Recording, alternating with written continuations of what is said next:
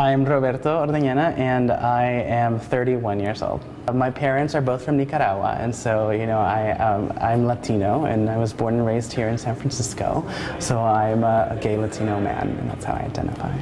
Yeah, well, I mean, I've always been pretty effeminate from a very young age, and, at this point, I'm so happy to be so. It's great to be at this place, but I experienced a lot of challenges growing up, being called a sissy, being called a fag.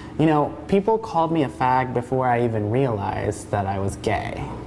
I think I was in the first grade, and I went to a Catholic elementary school here in the city.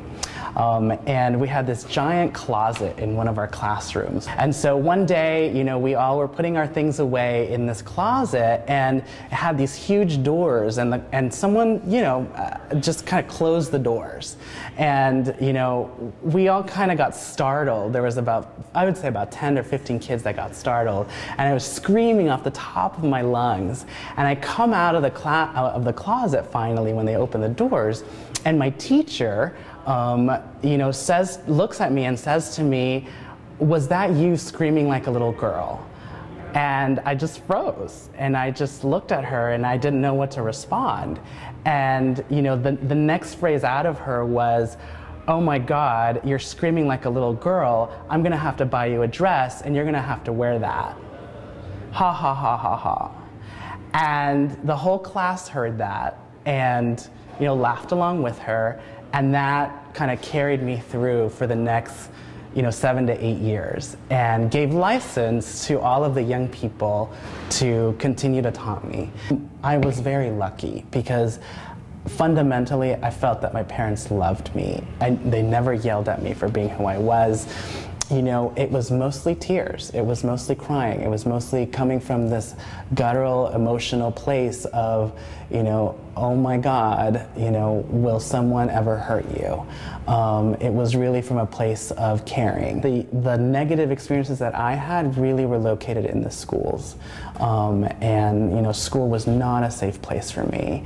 I was so happy to graduate from my high school. Like, on the last day of school, I did not say goodbye to any of my peers. I ran out of there on graduation day, to the point where my parents were like, "Why are we leaving so quickly?" I'm like, "I don't want to have anything to do with this place. Like, I'm done."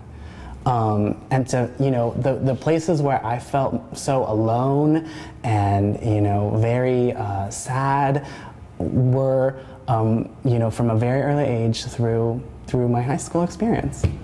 I think that there needs to continue to be some work done and some support for teachers, so that they can be able to learn how to embrace everyone who's in their classroom and make it a really safe place for learning.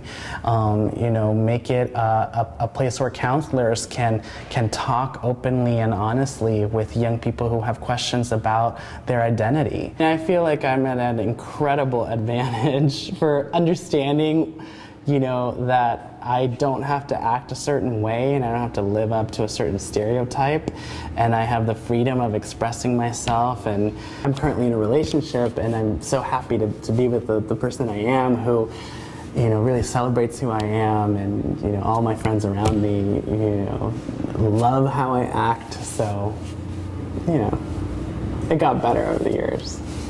It's exciting to get to a place where I'm like, okay, I'm pretty flamboyant, and that makes me who I am, and I'm proud of that.